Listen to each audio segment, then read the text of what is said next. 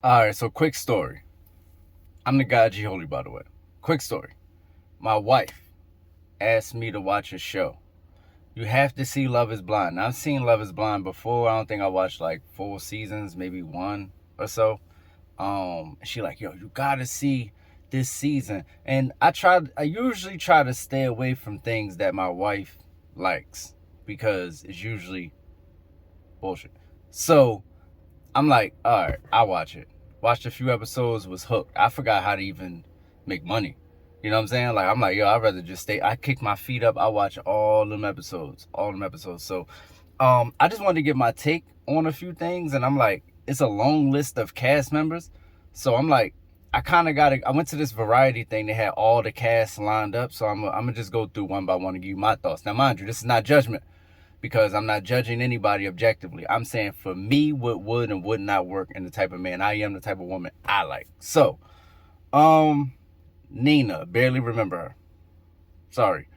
Marissa. First of all, Marissa is by far the best looking cast member, in my opinion. Some men may think she's gorgeous, not me because I'm married. Um, Definitely looks department out of here to some people. Now, the only thing I ain't messed with about Marissa seemed very pure hearted. She seemed look because one thing I be like judging about these people to myself, not objectively, is like why y'all single? Like when you go on a show, you have a show where everybody is single and everybody is looking and everybody is active. You have to think, why don't you? It's like the person who like been looking for a job. Imagine a person who wants a job that doesn't have a job for like 12 years. You'd be like, yo, do you really want a job? Like, what's going on with you? No, these people really want love, but they really not finding it. So I'm like, I'm trying to look and see like, damn, why these people don't have what they have. Marissa, it was really hard to tell. Like I would say, like I don't like her feminism thing. Like I don't like women that want to make men women. Like I like the men to be men, the women to be women. I'm not saying it's static. I'm not saying I'll never wash dishes. I'm not saying, but I like to be a little more traditional of a man. I like a little more traditional of a woman. That's just me personally. So I wasn't feeling that about her. But there's plenty of men that's like a homeboy that would fit right in with her. So I'm like trying to figure out why she wouldn't have what she like. She's the one that I haven't figured out really why. Like she's seemed like a cool person. She got super played, like super played. I kind of felt like bad for her because dude wasn't even specific with what he was saying. Like I was confused. Like he was also wearing a thong in the last scene. I don't know why, but well, we do know why. I'll get to him later. But like, yeah, I just felt like she got done dirty. I think if there's a villain, it's probably Hannah, and if there's a victim, it's probably Marissa. Like, well, between Hannah and Tim, we'll get to that. We'll get to that. So that was my take on Marissa. Yeah, I just think she seems super dope, dog. Very high spirited, good energy. Like, I don't know. She wasn't like even when they was talking, she wasn't over talking. She wasn't like it was. I don't know. I don't know, man. Good luck to Marissa. Tyler, I said Tim. Tyler. Oh man, why is he next? Tyler had me. Tyler, to me, pulled my heartstrings the most because when I saw that third grade smile he got and that little boy look in his eyes, like I'm like, yo, this dude, he looked like the type of dude that really wouldn't cheat. Like he looked like a wholesome dude. Like he could be on a box of something that you would buy. You know what I'm saying? Like get these whole flicks. He like he'd be on the front of whole flicks, like whole flicks. You know what I mean? Like wholesome flicks. He would sell that. You know what I'm saying? And he could be the face of it. So I'm like, yo, I really want this dude to find love. I really felt like, yo, if homeboy can't find love, it's nothing out here for nobody. And then I find out things. I find out that, you know, it wasn't even on the show. I haven't seen it on the show yet. But his children's mother is like his best friend, and they end up hooking up a bunch of times. He gave her the sperm the first time, but the second time when they had the twins, he gave her the sperm. You know what I'm saying? He didn't hand it to her. He thrust it in her. So, I mean, I don't know how else to put it. And so I'm like, Why wouldn't he just, like, he never struck me as a liar. This is the biggest part that probably makes him the number one villain. I'm gonna say Hannah's number one. He's number two. Because he never struck me as a liar. Like, you know what I'm saying? Like, I could see liar in a lot of people. This dude could have told, yo, I would have trusted this dude with $1 million. I've never met him. He just looked like he tells the truth. I don't know. I was fooled. I was confused. And he got me because his storyline ended the worst. The worst. Like, how do you have twins by Dyke, who was supposed to be your best friend, and then you start hitting the Dyke? Like, she supposed to like women. Now she getting hit from the back. Y'all got twins, and then you don't say nothing. You say you're a donor. Then you stop talking to her. You tell her she can come to the wedding. Then when you have a wedding, you stop talking to her. You cut communication, and you don't see your children for a year. Tyler is wild. I'm gonna keep it real. Like, he's way more wild than I had him being. It's crazy. I gotta move on. Nicky D. Nick D is like the fakest smooth person I've ever seen in my life, but like, it's clear why he don't have somebody. Well, I would say Tyler probably don't have somebody because he's a liar. Like, he's clearly a liar. So I would say Nick D. Nick D is like not himself. Like, he hasn't found himself yet. Like, you know, it's a lot of people who've done a lot of like inner work, and there's a lot of people who've done like the work to seem like they've done the inner work, like the work of like how to come off. Like, yo, when I meet people, I'm gonna look them in the eye and I'm gonna shake their hand, and like, but like hasn't really found their authentic self outside of how they perceived by people. You get what I'm saying? So Nick D just struck me as immature in that way. Other than that, it's nothing wrong with living with your parents. It's nothing wrong with living with your parents. Live with your parents. No, listen to me. Let me center myself. Live with your parents as long as you possibly can. If they want to pay your phone bill and your bills, you're going to have to pay them one day. Trust me, I am paying them. I'm paying more than for them, paying for my entire family's bills. Please, if you can, and you have those type of parents. I didn't have those type of parents. I didn't even live with my mom nor my dad, or barely even know my dad. So I don't have those type of parents. If you can, stack it. Because what's the difference between walking out the house and figuring it out with $1,000 and walking out the house and figuring it out with $100,000? Go get yourself a career, a good job, and keep stacking that money, and you can move out into your own house that you own. It does not make sense to just not live with your parents just because you want to be on some grown shit. That's bullshit, and fuck out of here, Anna. So, yeah. Other than that, though, Nick D, yeah, he should, like, go do some ayahuasca, you know what I'm saying, and just figure himself out, like really figure out who he is. He's like super duper shallow. Like, it's nothing to him. He's like a piece of paper. Like, you just put a pen through it and it's just nothing on the other side. It's white on this side, white on this side. Just, yeah. Alexandra was the one that was with Homeboy. He's a villain too. It's a lot of men villains this time. Alexandra, I don't know, man. She just came off lazy to me. I don't really have too much to like say about it. She was cool. She was like, she one of those people who you want, no disrespect. There's no disrespect to her. You look at her and you wonder why she don't just lose like 26 pounds. You know what I'm saying? Because she would just be the hottest thing smoking on the show.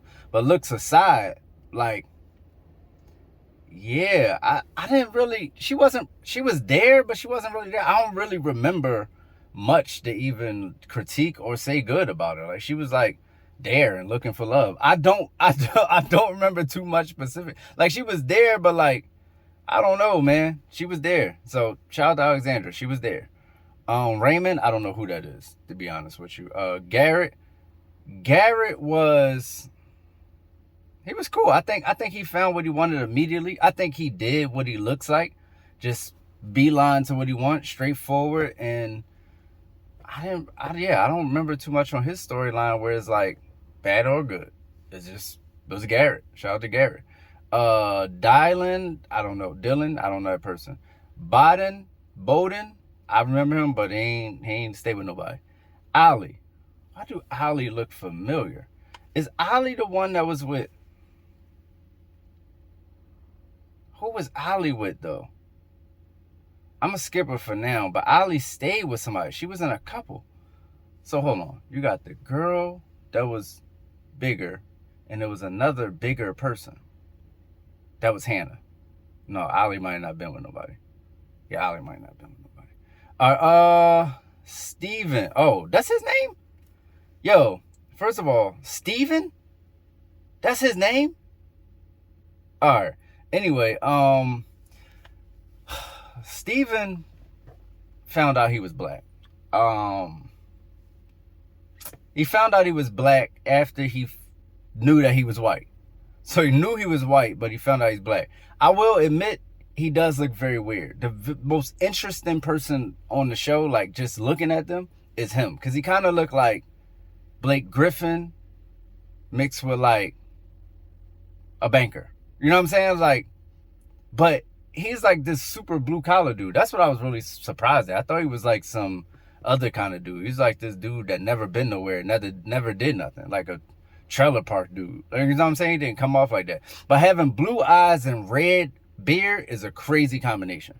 That's a wild combination. The wildest combination you can have is an albino with blue eyes and a red beard. Like, it's just creepy to look at. He was very sexual. He was over the top. I knew, that's what I'm saying. Why didn't Monique, or whatever her name is, know he was a sexual deviant? Like, it was clear, it was all over him. Like, he was given all the signs of, I'm a freak. Like, put it this way. He would never came out as a victim to the Diddy parties. He would have came out as a aggressor at the Diddy parties. And I always got that energy from him. I don't know why that was so hard to pick up on. He's a young, horny man. That's what he is. And I don't think he was not there for the right reasons, though. People think like he was playing in this whole time. And I know. I think once you get cut off from ass, you get horny. And if you're a horny nigga, you get cut off from ass, you go do something about it. I think he left the show as a cop-out to not have to really deal with his demons, to be honest with you. Just my personal opinion. Because I feel like he really was there for love. He really was there for love. I didn't see no signs of he wasn't there for love. But when you're a horny man and you don't get no ass, that love start going out the window, because it's like a fiend. Like, you know what I'm saying? Fiends will do anything when they can't get what they want. You know what I'm saying? They do anything to get what they want. So he want ass, but he want love. I think he's misunderstood. I'm be honest with you. I don't look at him as like the super villain. I don't look at him on the villain side, for real. You know what I'm saying? I more look at the other chick. We'll get to that. More like a villain to him, because I thought up until the point of the fact that he wasn't planning on getting flowers, kind of lied a little bit about the kind of guy he was. Other than that, I think he was absolutely there for love. But for him, he hasn't addressed his sexual, like, when you got kinks, it's hard to just come forward with this shit. And so, like, you try to, it's rough, man. It's rough. I mean, look at him. I mean, it's not a good looking guy. Ashley W. I don't know Ashley W. Do I know Ashley W? I do. She wasn't with nobody. Monica.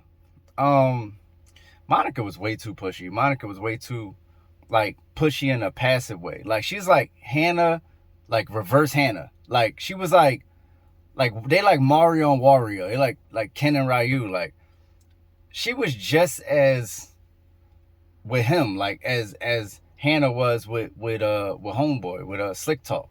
Like, I didn't really like it. I didn't like the way she treated him at all. I didn't like the way she was like so annoyed by every little thing he did. Like, all right, if y'all personalities don't match, just leave. Like, you know what I'm saying? Like, she clearly wasn't into him like that. Like, I think as much as she would say, oh, you was here for the wrong reasons. Yo, dog, it's no way she was about to walk down that aisle with this dude. If he does everything right, she still don't walk down the aisle with him. It's no way. She's not really in, she was never really into him like that. Was never no spark. I never seen a spark there at all. Not one time. So yeah, I think she was faking the funk, to be honest with you, like, big time. I mean, the first time I seen her, like, yeah, she wasn't even really that hurt. Like, I was like, when Marissa cried, she cried for real. Like Monica, shit was over. She did a little sniffles and that was it. Like I don't. I got her trying to be a reality star, to be honest with you. Katie, I don't know Katie. Jenny, I don't know Jenny. David, definitely don't know. I'm glad I don't know David. What the hell you got on?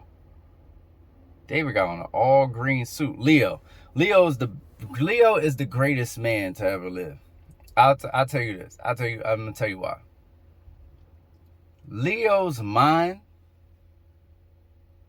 works in a way that's really, he's a classic narcissist, is what I'm saying. I was being sarcastic about one of the greatest people to ever live, but he's one of the greatest people to ever do it. Like, this is what I'm saying. He be so obvious in his agendas and what he's trying to do, but the fact that he think he can still pull it off is so entertaining. When they was in the pods and he was like, can you let her know that it was mutual? Hannah like, why would I let her know it's mutual when it wasn't? Like, what the hell are you talking about? Like, I mean, you found your person, I found my person. So it's obvious from day one. I mean, you never had a chance. Like, you know, nigga, you was just on your knees begging. Oh my gosh, can you please? Yo, I needed Leo and Hannah to meet. Yo, listen, listen, God didn't want this to happen.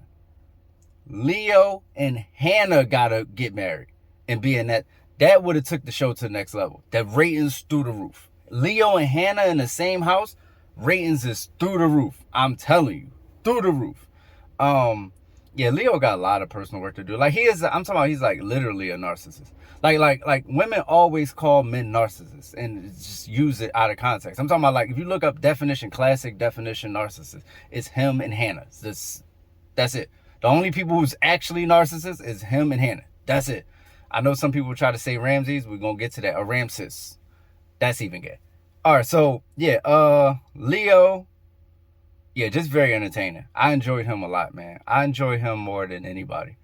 I love watching his brain work and then everything he does not work. Like, it's very entertaining. Tara. Okay. Shout out to Tara. We're going to move on. Ashley A, man. She's another one I couldn't figure out. She's nice looking. Really wholesome. Like, down to earth. Like, homegirl type vibe. Like, I don't know. I need to know more about her to know why she would be single. Like, I don't really get why she would need to, I think she was doing something. I think she was doing something all her life or something. Something happened. But yeah, I don't get it. I really don't know why. I mean, it's not even like her criteria is like crazy. Like, yo, I need a man to have this, and this. She's not even that type of person. I don't know. She was, I thought they was the perfect couple. You got to understand. I'm looking at Tyler and I'm looking at Ashley A. And the whole time my wife is asking me, who you think is going to make it to the end? I'm like, them two. Easy. Like, look at them. You know what I'm saying? Like, easy. And they did make it to the end. But I just don't know how it ended. Because now the dyke has come out. I'm sorry, man. The lesbian has come out and said she was, it is what it is. So we're going to see how that play out. But I had them and I had Garrett and his chick making it to the end. From the beginning. Not from the beginning, obviously. But, Nick P. I only know Nick D. Pause. Tamar, I remember him. Funny looking dude. Video editor and animator. Definitely. Taylor, that's the one. Yep, that's her. Taylor had a weird vibe about her. Like, she had a weird way of going about everything. And I think she was really a little too reliant on her friend group. And yeah, she was cool. She was cool. And she definitely, what I liked about her, she held Garrett accountable when he lied. I don't know why Garrett thought he could say something on the outside of a club and then say something different on the inside of a club and it wouldn't be noticed. Like, I'm be honest with you, I do know why, because I didn't notice it. My wife noticed it. She was like, did he just say something different than he said outside? I said, no, I think it's the same story. And then literally 2 seconds later, she like, didn't you just say you didn't text her back? Like, but I'm be honest with you, Taylor, let it go. It's not a big deal. If that man came to you with information, he's not cheating. Like, listen, I'm gonna tell you something. Men don't think like that. Y'all the ones that'd be hitting somebody and introduce them as somebody from high school and be fucking this nigga the whole time. Men want, cheating to stay far away from their situation as possible. There's no way that man would have said, hey, let me cheat on my wife, but let me tell my wife about it. If he told you, it's nothing to worry about at all. Nothing. You have nothing to worry about. So yeah, learn to let go. Now for the biggest villain. No pun intended. Actually, she got really smaller. Like, she lost like 30 pounds. She looked a lot better. Hasn't fixed her posture though. I think she's still a little hunchback. But yeah, man, Hannah. I don't even know where to start with Hannah, man. Hannah was so out of control. Hannah is like probably the most verbally abusive, manipulative person I've ever seen on TV. Ever. Like, she one of them people, in my opinion, just my opinion, all this is my opinion, I'm not judging, I'm saying for me, she looks like one of those people who needs to feel bigger than everybody else around her. And I mean that in the physical, mental, spiritual, everything. She needs to feel more evolved than her man, which is why I wanted her to be with Leo, because that would have been very interesting, because he wouldn't have let it would have went down. She needs to feel like she's more spiritually evolved than Nick. She's not more mature than Nick, by the way. She just knows more worldly shit. She's not more mature than Nick. She's not. She's way more immature than Nick. You can tell because she keeps saying, I'm way more mature than Nick. How immature is it to keep saying you're more, like, it's ridiculous. So, you got, she's manipulative. She need to feel bigger than everybody. Like, she makes jokes that you could tell when people make jokes that they can't take, then they really telling the joke to feel like they bigger than you around you. Even when she kept saying that Nick D was short. Nick D is not short. Nick D is like 6 inches taller than her. She keep wearing these heels so that she can be as big as him. That's a mental thing. She don't want to feel like, she want to feel like she like reigning over a man. Like, who writes down 10 things and like, yo, listen, get rid of the person at that point. Even the little joke she made, you could change yourself. When the brother was coming, you could change your whole self. That's real. Like, something is wrong with her. Like, I'm so glad that she didn't limit her comments. Shout out to her for not limiting her comments. Nothing on social media, because she need to hear about herself. All these people need to hear about themselves. I need to hear about myself. Not, like I said, if you put your shit out there, you're going to hear about it. But I think she needs it. I think she need it to the max. Like, she needs to really look at herself on TV, see the way people is reacting, and make some major changes in her life. Because she is a walking ball of negativity. Like, even the way you say things, you ain't gotta, you know what I'm saying? And then easily jealous, super duper manipulating. Like, yeah, you should have your own stuff, right? At 27, right? Because your mom paid your bills, right? Right. Lot of left. Yo, listen, I would have left in the middle of the first time she said anything like that. I'm talking about like the first time she called, because you're 27, right? I'd be like, yeah, I'm out. Fuck you, bitch. Anyway, so yeah, get it together, Hannah. Tim. Damn, how does Tim come right behind Hannah? Tim is a lot, man. I think people who had tragic loss, I think sometimes they feel like people left them, and that perspective leave them with trauma surrounding abandonment. And I think he has those issues, and I think he's naturally stubborn. But I do see the good in him. I see, like, he's like a kind-hearted dude, but he played too much. Like I don't agree. See, Nick D don't play too much. He played too much. Tim played way too much. Like, he don't know when to stop. Like, that turns women off. Like, when you don't know when to stop, the coochie is dry. I'm sorry. Like, it's like, I don't know how else to put this. I hope you're not young and watching this. The coochie is dry. Like, you know what I'm saying? Just immature. Like, he's immature. He's what she think Nick D is. Like, Tim is really immature, like, emotionally. But he did, I ain't gonna lie, he gave her a lot of chances. I like the way he handled it at first. I like his demeanor when he's talking to her, he letting her know He being cool, regular, but stern and like just very clear in what he's saying. He is mature in that way, just on a communicative level. And yeah, she fucked up one too many times. But this is what I've learned being married. Unless you say something, you can't expect nothing. You can't expect nothing. You can't expect somebody to do a dish because you thought that they would. That is not the way marriage works. I'm telling you right now. If you're waiting for somebody to read your mind in a marriage, that is never going to happen, bro. Never. Never. I thought the same thing. Wow. That would just be common sense. Why wouldn't you just do that? It's common sense to me, dummy. That's why I'm me and that person is that person. Now, if you said it a bunch of times and it's still a problem, you put up with 6 months of it, then you got to come to him and be like, yo, this is really important to me. If you don't get it together, I might have to split. You know what I'm saying?